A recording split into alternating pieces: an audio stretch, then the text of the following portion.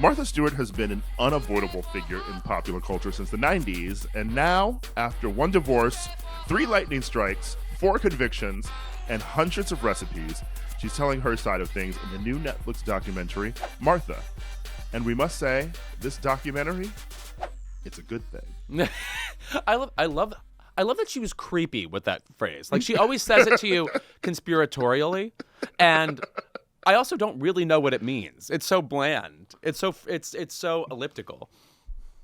What I want to say about this documentary, and you mentioned it when you compared her to Quincy Jones, who we talked about in this episode, just how they both arrived on the scene fully formed. Yes. I think that when you are familiar with Martha Stewart from sort of the mid to late 90s forward, especially if you're our age and you're not immediately aware of, the first book, Entertaining. And when you look at that cover and look at young Martha Stewart, just looking like a, random rich white wasp.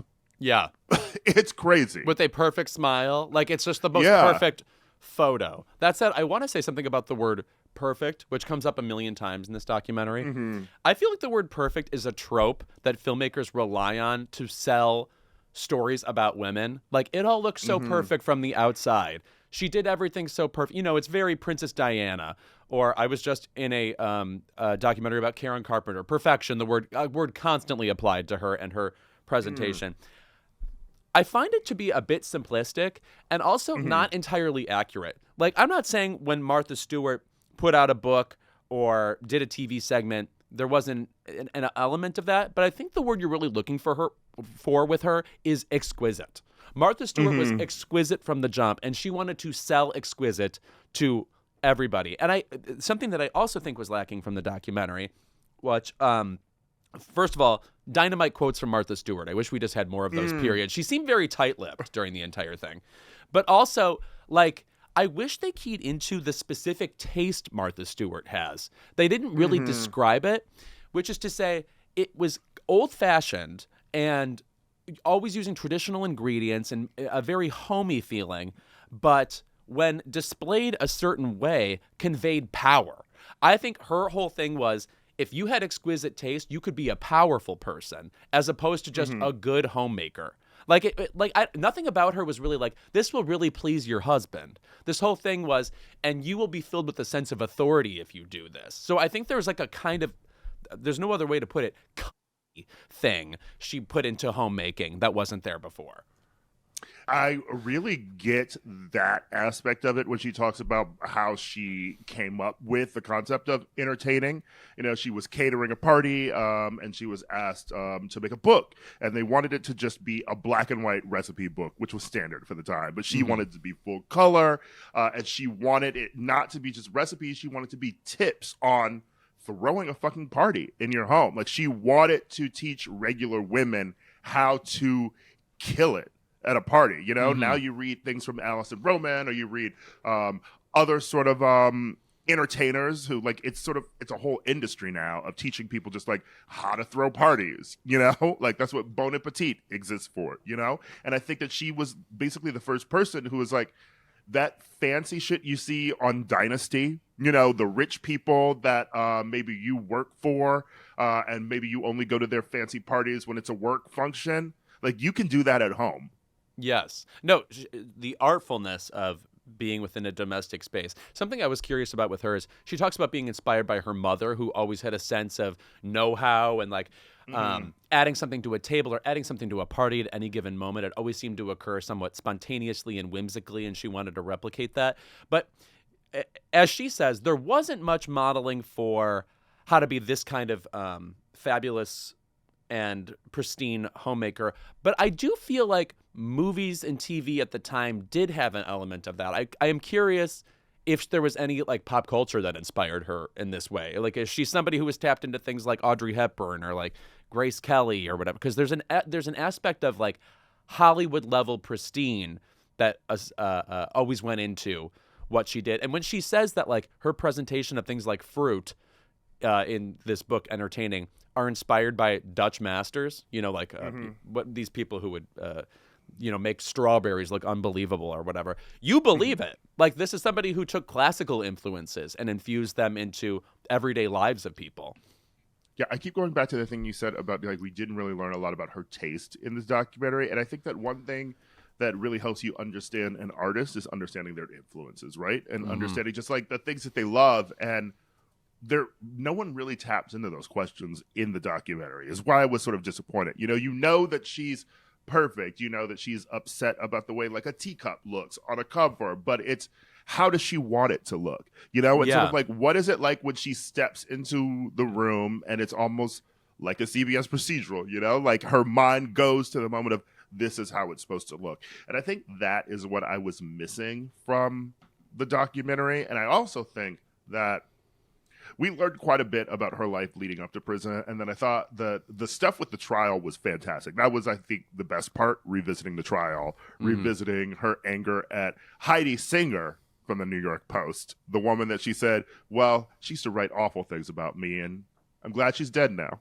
That was hilarious. Just revisiting that was fun. But then I feel like the prison stuff immediately jumped into, I bonded with these women in prison, and then I came out a better person, and then all of a sudden, I had to sell my company, and then I did the Justin Bieber roast, and I got my career back, and I became friends with Snoop Dogg, and then that was it.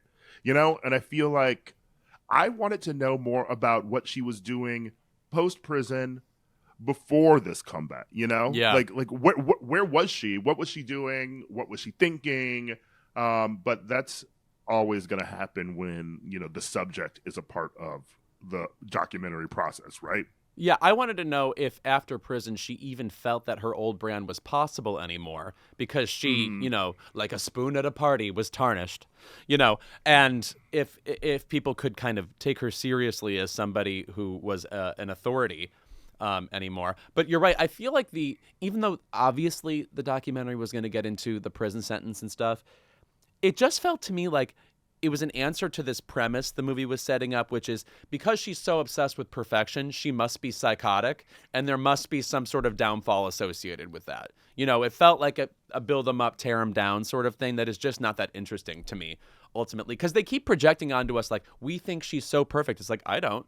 I just think she's amazing at what she does, So it's like, I'm not thinking like, oh, there must be a just punishment for, bringing exquisite presentation into the lives of people. Yeah, the thing I found actually the most interesting, and it ties into the New York Post, right? And sort of the fervor that the media had for wanting to take her down was, made into this whole, like, they're taking down a woman thing. In the trial, that was their defense, and that is how the documentary sort of presents it. But what it really is she was in New York, and she was a part of New York society, and everyone knew that she was a bitch to people who worked for her, right? And so when there was a public opportunity to sort of take her down and get revenge on her, the media jumped on it. And I think I'm more interested in this idea of New York society and how you can sort of be one way and not present that way to the public, but everybody knows how you are. And, sort of what system was in place to let Martha Stewart continue to be the person that she was as long as people were making money. But once, it seemed like the ship was going to go down, then people turned on her. Well, also, does anybody really need it explained to them that if you are from Connecticut and you wear a diaphanous flowing linen shirt every day, you are probably a bit curt in your everyday life? I don't know. It's just not that novel to me. And the fact that would knock people's socks off, like watching, of course, male interviewers be like, it appears you're a bit of a perfectionist. How do you plead? And it's like, what are we doing here? Like, why does that matter to you? Obviously, and also they get into, we discussed this with the CNN documentary before, but the quote-unquote insider trading, which she was not charged with. She was charged with lying about information she had heard. That mistake she made, the selling her shares when she did, only saved her like $45,000, which is so interesting. You would think insider trading, like, oh, she's a billionaire, she's going to lose everything. But that was not the case with that. Yeah, I think if you want another insight into Martha Stewart, there is a recent collection of Joan Didion's essays, Let Me Tell You What I Mean, which collects the 2000 piece she did on Joan Didion in The New Yorker. which I have not read yet. It is a part of this documentary. They talk about Joan Didion has a couple of really fabulous lines about her that you can revisit. But also, so they get into this reboot she does when she roasts Justin Bieber at the Comedy Central roast. And I have to say, in retrospect, I don't know who wrote those jokes. They don't really give you the impression of who's behind this comeback for her, because she definitely did not write them. Yeah. And you could see her reading a teleprompter. Right, of course. And the way that it's presented in the documentary, it's as if she came up with these jokes herself, as if it's off the cuff or something. And the way that they interview people about like her comeback and then show the Twitter responses from the public saying, oh, Martha Stewart's a savage, etc. And it's obvious the public would not generally know that someone writes that shit for people, you know? Right. No, it always is interesting to me when people compare these roast artists, because a lot of the time there'll be a staff of writers who write on all of these people. Usually, maybe someone like Nikki Glaser brings in specific people to write just for her. But no, like when you hear these jokes, I mean, they're crude in a way where she would not, there's no way she could have come up with them. Like when she says to Kevin Hart in that special, I don't think the phrase is African-American rich. I mean, she's not writing that joke herself. So I was a bit curious about that too. There were no black people at Martha Stewart Omni Media, okay? To even let her hear that phrase in the first place.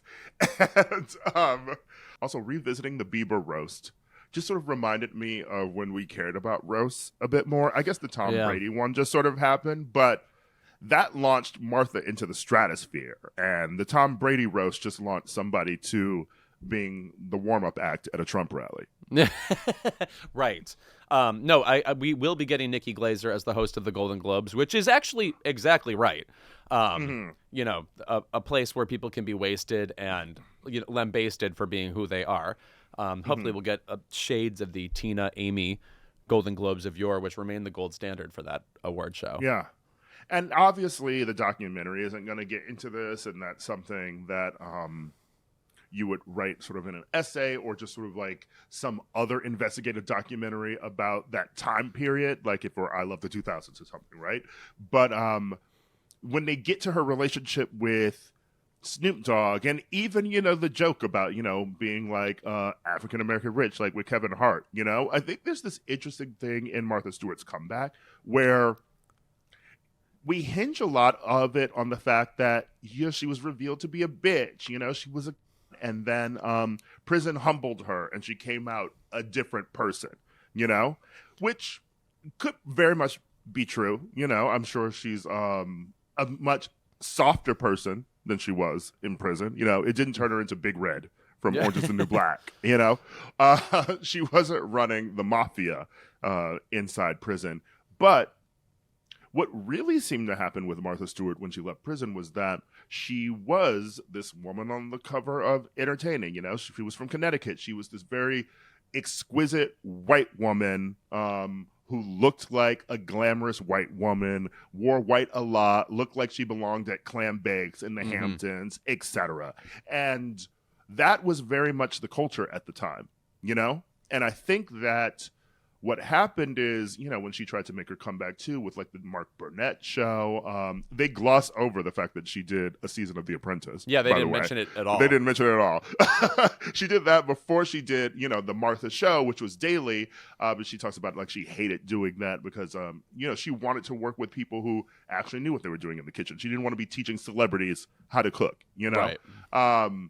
But I think that the period that she had existed in before didn't really exist anymore, and culture had been sort of diversified.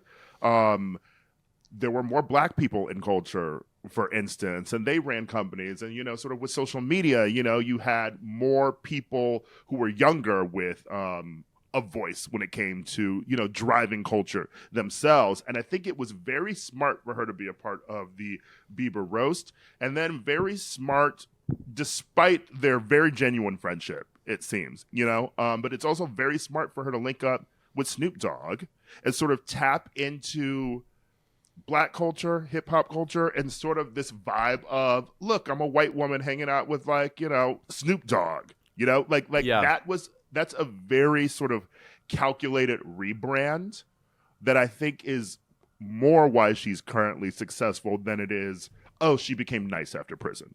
Right. Oh, also, in her criticisms of this documentary, which were plentiful, she gave a whole long interview about it with the New York Times. She talks about how she's upset with the music they use. She goes, nothing about me is classical music, and they use soft strings throughout this. She goes, it should have been rap music. And I'm like, okay, should it have been? I don't know about that. But read this interview, because it's with Brooks Barnes, because first of all, she runs the interview. It's just her ranting for 30 minutes, and he literally says, I just got out of her way.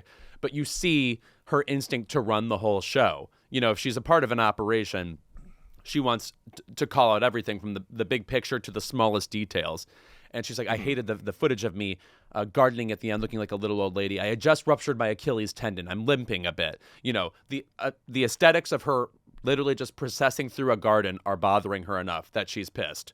You know, it reminds me of Barbra Streisand.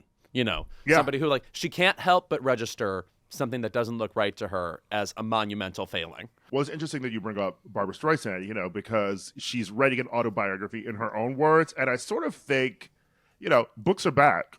And that is where you really want to hear from Martha. You know, we loved Barbara's memoir. We loved Mariah's. We loved listening to the audiobooks. And I think that for a woman who loves control, a book is where you're going to have the most control versus a documentary that has too many other cooks in the kitchen. When it's a book, it's just you and the editor. You're the only fucking cook, you know? And also, I trust her when it comes to presentation, you know? Yeah. So, like, hearing it from her, I'm not saying you're going to get the definitive story or not one-sided stories or whatever, but it's going to feel good going down. You know what I mean? It's a good thing, LOL. And, you know, if you have a very good editor, your book is going to sound like you. You know, Mariah Carey's book sounds like her. It's funny. She's singing. She's telling you goofy, crazy stories. It feels very Mariah. Barbra Streisand's memoir feels very much like her. It's very much focused on details and things that she loves and just going off on these random tangents about, you know, like living in Brooklyn. And, you know, it's I think that's what you really want from Martha's story. So the documentary was an amuse-bouche, but I'm ready for the full meal. Yes, precisely. Can I say something quickly about Mariah Carey? I was reminded recently over the weekend in Palm Springs watching endless YouTube videos. My friend David Lee literally sits with the remote next to me and tells me about music I'm not caring about enough. Like, it's always Nicki Minaj, whatever. Like, and I like Nicki Minaj. It does. I don't need this education, but he's helpful. Pull up the Sri Lanka?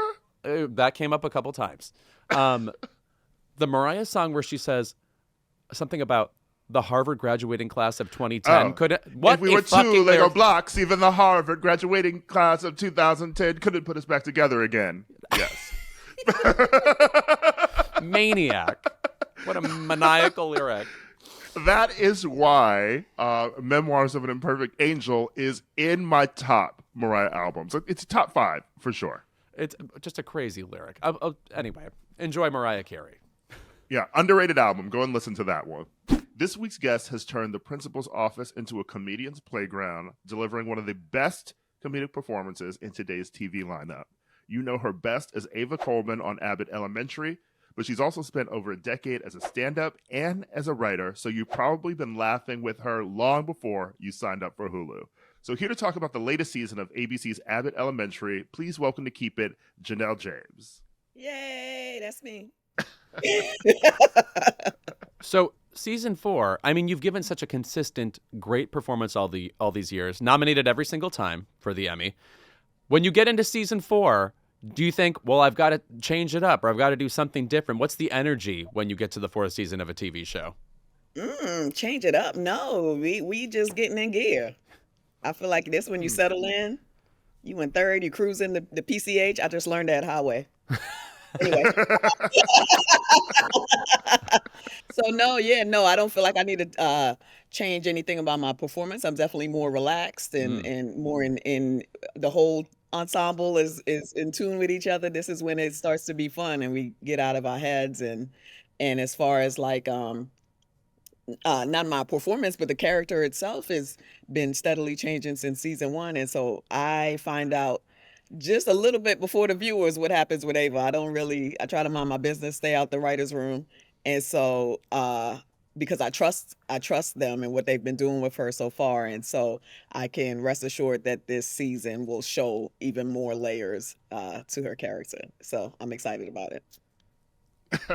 I want to talk a bit about you as a comedy writer too, because first of all, I loved Black Monday. Thank you. And that was such a fantastic show. And you were in a few episodes of that as well. And you've done that for Central Park before, where you also did voice for that. What is it like being on Abbott Elementary, where you were not part of the writer's room? And do you sometimes want to be part of it? I mean, this is the first time in my life I think I haven't had more than one job at a time. I mean, I'm still dabbling in things here and there, but this is like my one solid, this is the job, I clock in, clock out. So I've been loving that. And as far as wanting to be in the writer's room, again, like they haven't made me, there's nothing that's happened so far with me or the show itself where I'm like, damn, if I was in there, that's usually when I want to, I want to change something, or I want to da da da. And as we go on, I on set, it's great, especially if Quinta's in the scene with me, to suggest things. But I always do what's on paper first, and then after we get that, then like maybe what about this, or throw in my own joke, and then it's fun to see whether they've kept my idea or not. But I'm not.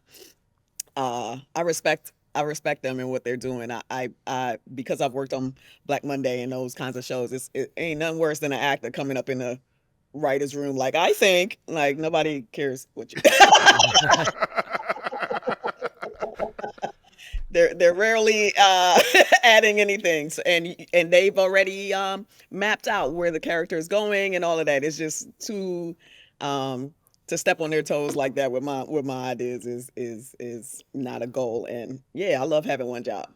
As I mentioned earlier in the episode, I saw you host the WGA Awards last year, which was an opportunity to be really topical up to the moment. I believe we were striking during that time. So that was just a very interesting moment. Obviously, you're a stand-up. That's the reason I had time to do it. Right, I bet. Do you have an ideal just venue to do stand-up? Like, do you have a preferred audience when you go up to perform? Is it just a general stand-up audience, or do you like being at a particular occasion or a kind of event where you get to do what you do? I go back and forth because I love a small room. I'm a stand-up at heart. I love a brick wall, a low ceiling. Hey, put your phones away and then regale your friends with the story after type environment. And then also just recently, was that this year? What is time? Anyway, I think this year, I did the Hollywood Bowl, and then I was like, whoa, I'd love to do an hour here. That was like amazing to do as part of Seth Rogen's night that he put together, and sold out. I think that's 17,000 people, and just it was amazing. So I think I want to do everything, which is how I answer every question. So no preferred. Of course, it's always great to do a performance to a audience of your fans, people who already know you as a comedian. My newer fan base is people who know me as this character, so they might be surprised by what I say as myself. But part of being a stand-up is winning people over, so I enjoy that too. And I always say, I'll take your money once. You don't got to come back. So. There's a lot of people. You can get everybody's money. And it's no love loss if you don't. But yeah, stand up is about finding your people, and everyone's not gonna find you funny in that way. But you build your audience. So I enjoy all of it. Okay, so talking about stand up and traveling, I was reading your interview in Interview Magazine, and I cracked up when you were asked about Philadelphia. You said you've only been there once, but Philly is like, this is us, and it's not like Chicago where there's this inferiority complex with New York. So I gotta stop doing interviews. I say that like, what's your experience been in and like visiting Chicago for stand up, and also what do you like? What are your favorite cities to travel to in the U.S.? That answer was born from being around Chicago comedians, which is such a small subset of the population of comedians, period, so I shouldn't take my vibes of a city from that, but they just, always talk about the comparison to New York, and I'm like, get over it. So it seems like a small town complex, whereas I've just never heard that from anyone from Philly. They like, hey, this Philly. So that's where that, we have our own thing. They're their own thing. So, as far as traveling places to travel to do stand up, Chicago is amazing. Chicago's an amazing comedy town. Chicago's an amazing performance town, period. They have so many theaters. And I also feel like they're not as spoiled as New York, where there's so much going on.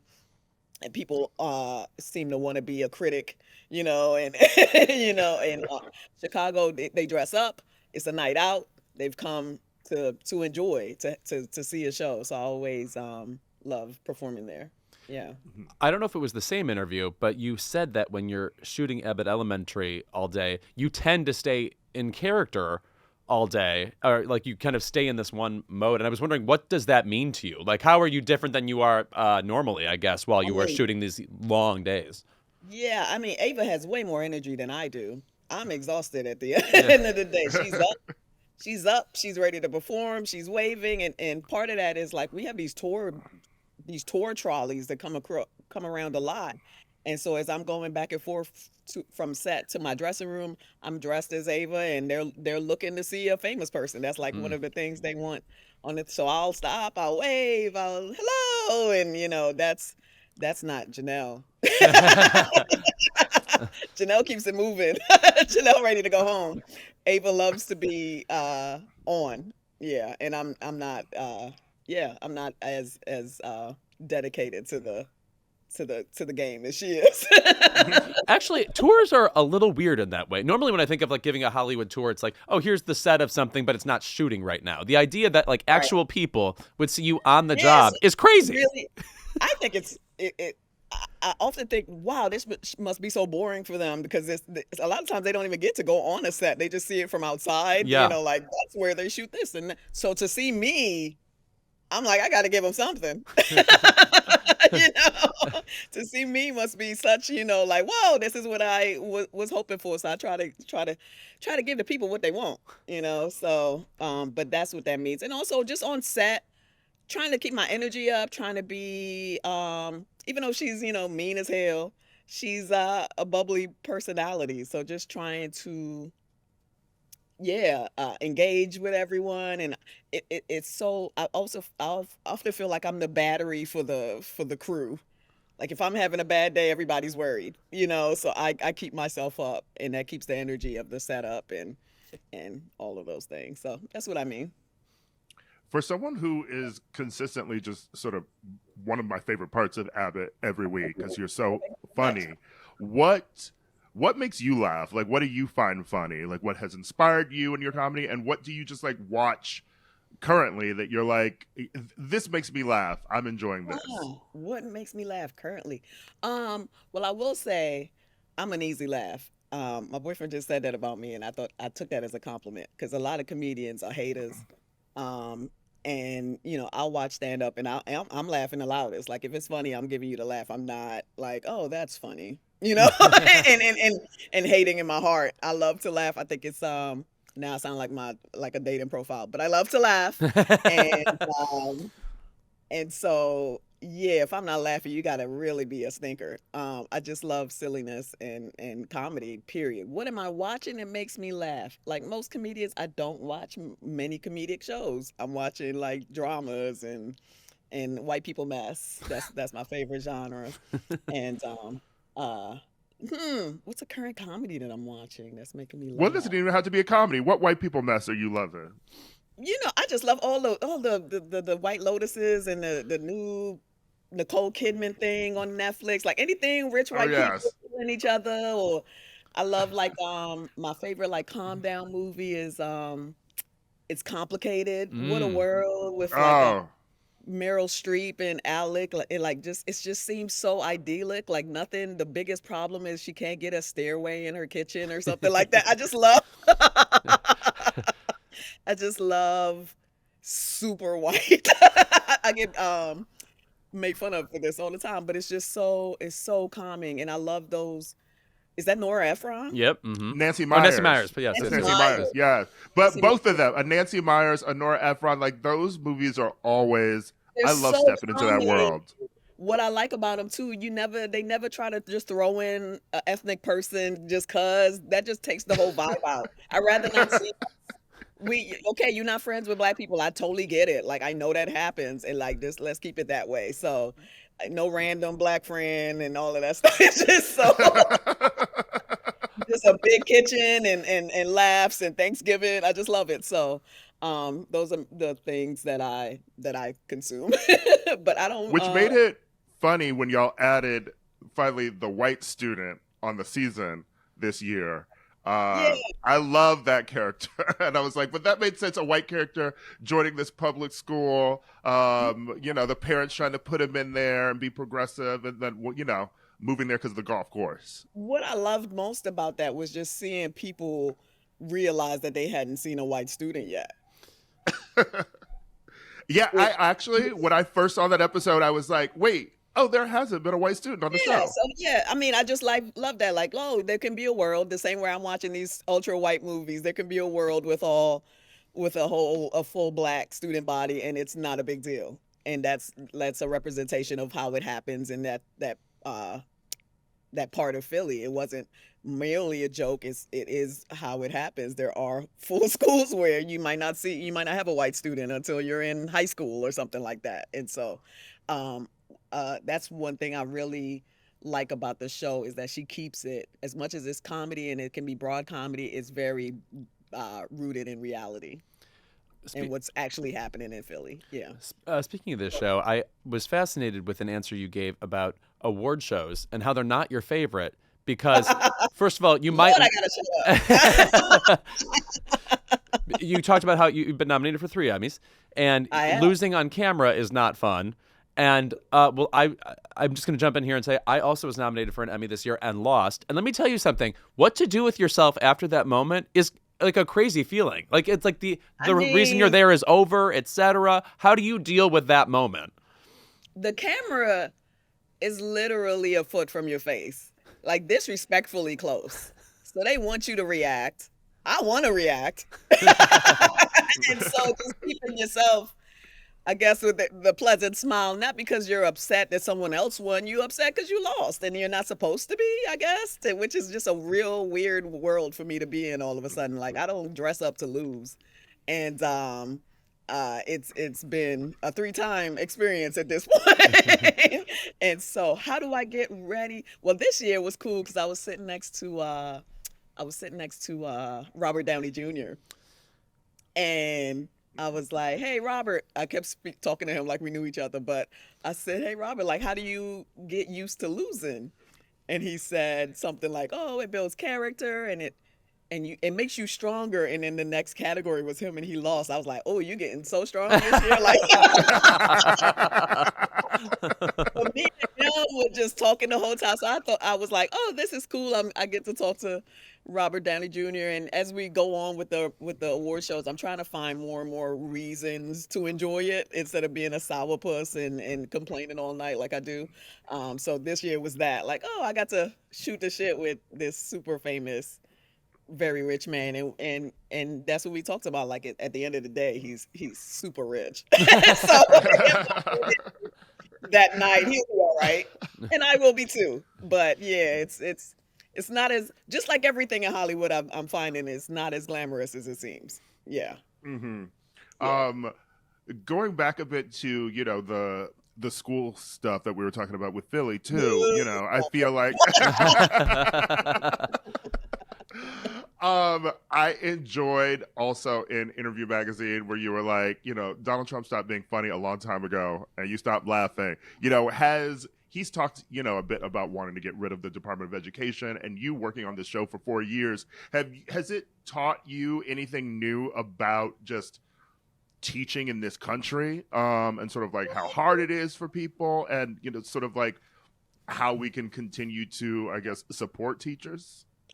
Has it taught me anything new? No. What it has reminded me is that it really sucks that these conversations need to happen. I feel like so many things are like no-brainers. Like, people should be educated. Teachers are important. These are not only the people teaching your kids lessons, but they're with them for the majority of their day. Like, these are people that should be taken care of, like, so that they can take care of your kids. I just hate that it then turns to me, a comedic actor, a comedian, to comment on education in the country. Like, it shouldn't need to be said. It shouldn't need to be asked by somebody like me. I'm just playing a principal. I'm not a principal.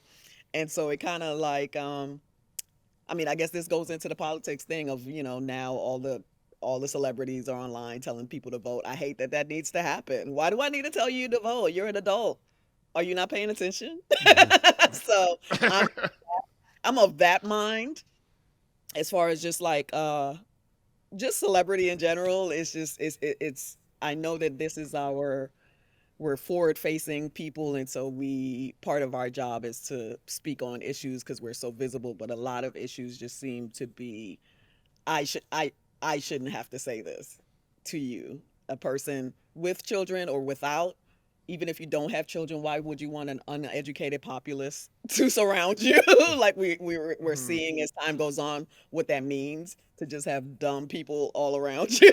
It's not the ideal society. So it makes me sad. That's what it. I haven't learned anything new. I think it's common sense to know that education is important, and we've known for a long time that teachers, we're losing many of them every year. They're leaving the profession, the good ones. And I don't know what else I could say as a fictional character on a show to make people realize that it's important. Yeah. I guess my last question is, and I'm curious about this because I remember Jackie Harry had an answer about this that was so interesting. That's my girl. She, one of the funniest people who ever lived, yes. She said if she could play any real life figure, she would play Leontine Price, which was a crazy answer to me. And then I thought about it. I was like, oh, no, wait, I see it. I could see that happening. If you had to play a real life person in a biopic, who would you play? Ooh. I want to do all the divas. Like, no, just one answer. Not Diana, not Lola Falana, like all those bras. First of all, the name Lola Falana should be brought up way more often. So yeah, thank you. She is. Oh, yeah, like you said, she should be brought up in a biopic played by me. But ooh, after watching her documentary just recently, I'm like, can I do Martha Stewart? Because I love her. Oh, we just talked about that documentary 2 seconds ago. Why do you love Martha Stewart? Why do you love Martha Stewart? Oh, what a bad bitch. I love a bad bitch. That's what I have in common with Ava. Like, she's a bad bitch, and that's why I identified with her from the first time I read the pilot. And she just lives life on her own terms. That's what I've done with my life thus far. Unapologetic about the shit she's done. And when I say that, I don't mean like bad bitch isn't a bitch. I don't mean unapologetic to the people that she has hurt, but unapologetic to the public in general. I don't, she doesn't need to apologize to strangers. Is how I feel for how she's lived her life, and I love women that move like that. I love her. Yeah. People that I've been told I should play. Wendy Williams. That sounds fun. Yeah. Oh, I think we could all see that. Yeah. I think we both know you could do that. Yeah, not against that. Who else? That's a real figure. That's who? I think I said some good ones though. Yeah, those are the ones. I love the Donna Summer, even though they got Kelly Rowland in line for that. But I love her story. Betty Davis. Like all of those. Yeah, I love the 70s era broads doing it. Yeah. Honestly, I'm stuck on the Martha Stewart thing. I'm thinking of like a Todd Haynes, I'm not there. Let you play it, and it's just that's just the biopic. It's just you playing her, and that's we don't say anything else about it. Is it not 2024? Can break barriers. Before I let you go, I do have to let our listeners know because they can't see it, but I love that throughout the whole interview you have had displayed behind you on the wall Solange's "When I Get Home" album. Yeah.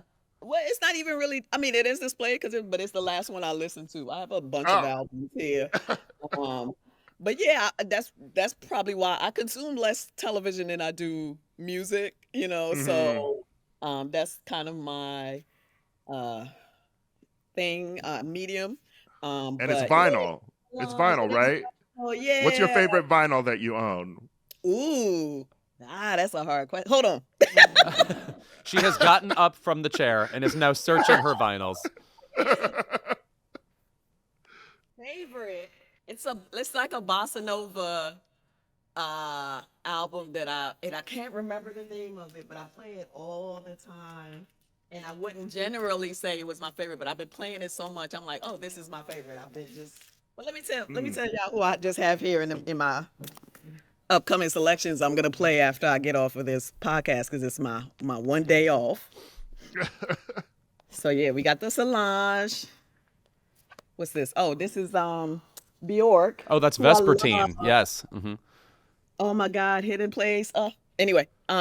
Great song. I love the tracks 3, 4, and 5 in that album. Cocoon and It's Not Up to You and Pagan Poetry. All of them. Yeah. Okay. Yeah. Okay.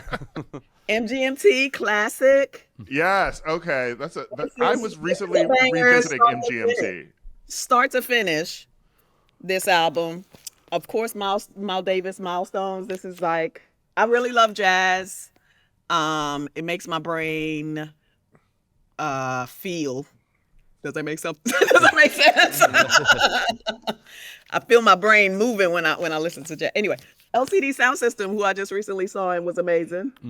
Love LCD Sound System. Yes, Yeah. they be jamming. They are jamming. And then Jamiroquai. Okay.